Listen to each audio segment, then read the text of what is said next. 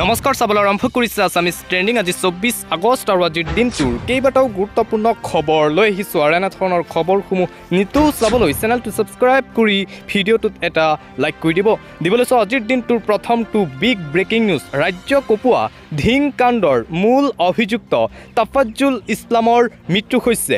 মৃতদেহ উদ্ধাৰ কৰিছে আৰক্ষীয়ে। ৰাতিপুৱা ঘটনাৰ তদন্ত কৰিবলৈ যোৱা স্থানত পলায়নৰ চেষ্টা কৰিছিল আৰু পুখুৰীত জাপ দিছিল তাফাজ্জুল ইছলামে। তাৰ পিছতেই মৃত্যু হৈছিল তাফাজ্জুলৰ। আৰু তাফাজ্জুল ইছলামৰ মৃত্যু হোৱাৰ পিছত জানাজাত অংশ নলয় তাফাজ্জুলৰ গাঁওবাসীয়ে বৃহৎ সিদ্ধান্ত গ্ৰহণ কৰিছে। ৰাজহুৱা কবৰস্থানত জানাজা কৰিব নিদিয়াৰ সিদ্ধান্ত তাফাজ্জুলৰ গাঁওবাসীৰ। তাফাজ্জুল ইছলামৰ কাণ্ডক লৈ লজ্জিত গাঁওবাসী। ৰাজ্য কঁপোৱা ধিং কাণ্ডৰ মূল অভিযুক্ত তাফাজ্জুলৰ মৃত্যু।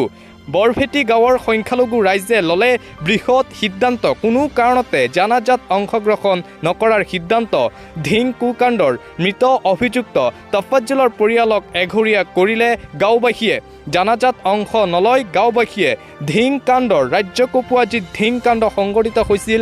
এগৰাকী 14 বছৰীয়া কিশোৰীক টিউচনৰ পৰা ঘৰলৈ উভতাৰ সময়ত দলবদ্ধভাৱে ধৰ্ষণ কৰিছিল 3টা পাখণ্ডই আৰু তাৰে এজনক যিহেতু আৰক্ষীয়ে গ্ৰেপ্তাৰ কৰিছিল। মূল অভিযুক্ত তাফাজ্জুল ইছলামক গ্ৰেপ্তাৰ কৰিছিল ধিং আৰক্ষীয়ে। আৰু আজি ৰাতিপুৱা সেই ক্ৰাইম ৰিক্ৰিয়েট কৰিবলৈ ঘটনাস্থলীত আৰক্ষীয়ে লৈ যায় তাফাজ্জুলক আৰু তাৰ পিছতেই ঘটনাস্থলীৰ পৰা পলায়নৰ চেষ্টা কৰিছিল তাফাজ্জুল আৰু পুখুৰীত জাপ দিছিল। তাৰ পিছতেই পুখুৰীত মৃত্যু হৈছিল। 2 ঘণ্টা অভিযান চলাই SDRF বাহিনীয়ে তাফাজ্জুলৰ মৃতদেহ উদ্ধাৰ কৰিছিল আৰু মৃতদেহ উদ্ধাৰ হোৱাৰ পিছতেই গাঁওবাসীয়ে সিদ্ধান্ত লৈছে তাফাজ্জুলৰ জানাজাত তেওঁলোকে অংশগ্ৰহণ নকৰে।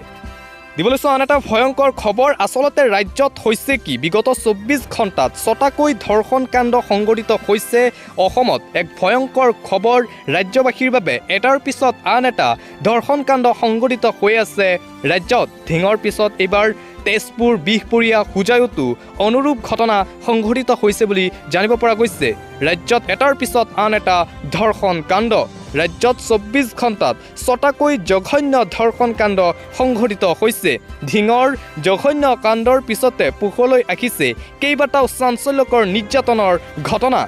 ধিং, তিনিচুকীয়া, কাজলগাঁও, বিহপুৰীয়া, হোজাই, তেজপুৰ আদি ঠাইত ধৰ্ষণ কাণ্ড। হোজাই আৰু তেজপুৰতো ভয়ংকৰ কাণ্ড সংঘটিত হৈছিল। মহিলাৰ সৈতে কিশোৰীৰ সৈতেও জঘন্য কাণ্ড।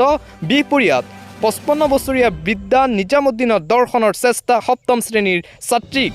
তিনিচুকীয়াৰ শ্ৰীপুৰীয়াত চকলেট দিয়াৰ চলেৰে শিশুক নিৰ্যাতনৰ ঘটনা। তেজপুৰত সান্ধ্য ভ্ৰমণলৈ যোৱা যুৱতীক অশালীন ব্যৱহাৰ দুষ্কৃতিকাৰীৰ। হোজাইত টিউচন কৰাৰ চলেৰে ছাত্ৰীক নিৰ্যাতনৰ ঘটনা পোহৰলৈ আহিছে। এটাৰ পিছত আন এটা ঘটনা সংঘটিত হৈ আছে ৰাজ্যত। কাজলগাঁৱত 2গৰাকী ছাত্ৰীক নিৰ্যাতনৰ চেষ্টা পাখণ্ডৰ। ৰাজ্যত 24 ঘণ্টাত 6টাকৈ জঘন্য কাণ্ড সংঘটিত হৈছে। এতিয়া বিৰোধীয়ে প্ৰশ্ন উত্থাপন কৰিছে, হিমন্ত বিশ্ব শৰ্মাৰ নেতৃত্বত বিজেপি চৰকাৰৰ দিনত এইবোৰ হৈছে কি ৰাজ্যত? এটাৰ পিছত আন এটা জঘন্য ধৰ্ষণ কাণ্ড অব্যাহত আছে ৰাজ্যত। ধিঙৰ পিছত হোজাই, তেজপুৰ, তিনিচুকীয়া, বিহপুৰীয়া, হোজাইত ভয়ংকৰ ঘটনা।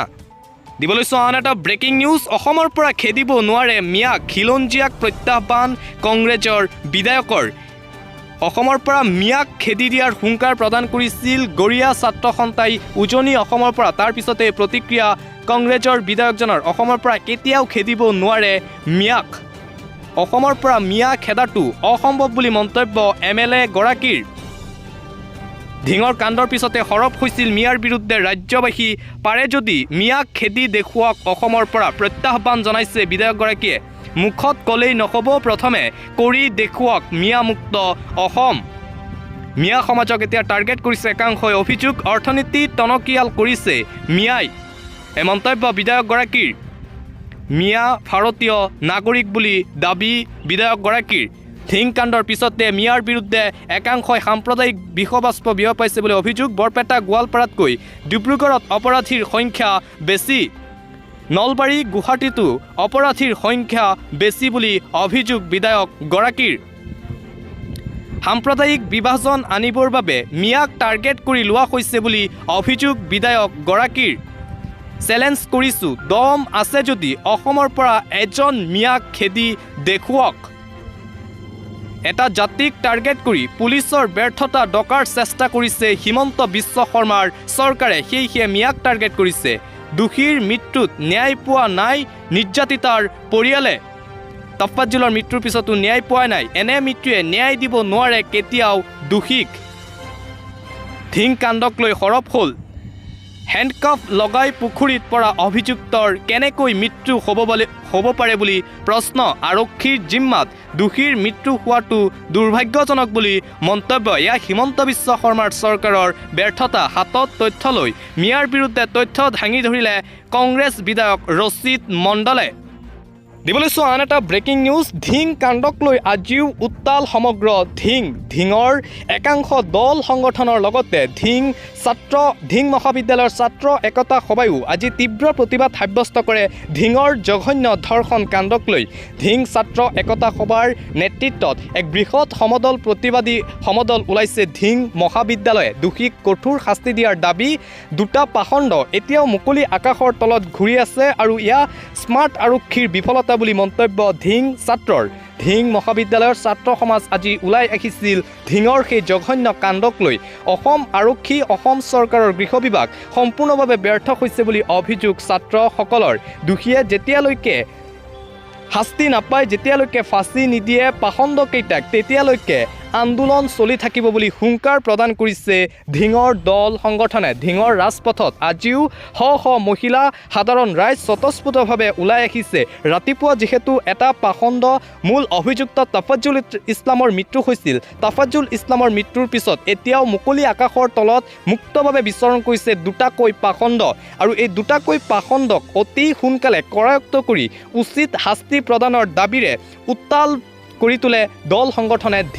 ধিং বজাৰ আজিও বন্ধ থাকে ধিং আঞ্চলিক ছাত্ৰ সন্থাৰ নেতৃত্বত আজিও ধিং বজাৰ সম্পূৰ্ণভাৱে বন্ধ থাকে আৰু যেতিয়ালৈকে দোষীয়ে শাস্তি নাপায় তেতিয়ালৈকে ধিং বজাৰ বন্ধ ঘোষণা কৰিছে সদৌ অসম ছাত্ৰ সন্থাই দুটাকৈ পাখণ্ড যেহেতু এতিয়ালৈকে গ্ৰেপ্তাৰ হোৱা নাই এই দুটাকৈ পাখণ্ডক অনতি পলমে আৰক্ষীয়ে কৰায়ত্ব কৰি ধিং বজাৰৰ মাজমজিয়াত ফাঁচি দিব লাগে যাতে এনেকুৱা কাণ্ড বেলেগে কেতিয়াও কৰিবলৈ সাহস নাপায় এই দাবী জনাইছে ধিঙৰ দল সংগঠনে আৰু আনফালে আজি সন্ধিয়া ভাগত ধিঙত আমচুৰ নেতৃত্বত বৃহৎ প্ৰতিবাদী সমদল ওলোৱা হৈছে দোষীক শাস্তি দিয়াৰ দাবীৰে আমচুৰ সভাপতি ৰেজাউল কৰিম চৰকাৰৰ নেতৃত্বত বৃহৎ প্ৰতিবাদী সমদল ধিঙত আজি উপস্থিত হৈছিল মন্ত্ৰী কেশৱ মহন্ত তেওঁলোকে বুজ লৈছে আনফালে আসুৰ সভাপতি উৎপল শৰ্মায়ো ধিঙত সাব্যস্ত কৰিছে তীব্ৰ প্ৰতিবাদী জনতাক আহি সঁহাৰি জনালে উৎপল শৰ্মাই আৰু হিমন্ত বিশ্ব শৰ্মাৰ গৃহ বিভাগ ব্যৰ্থ হৈছে বুলি অভিযোগ আসুৰ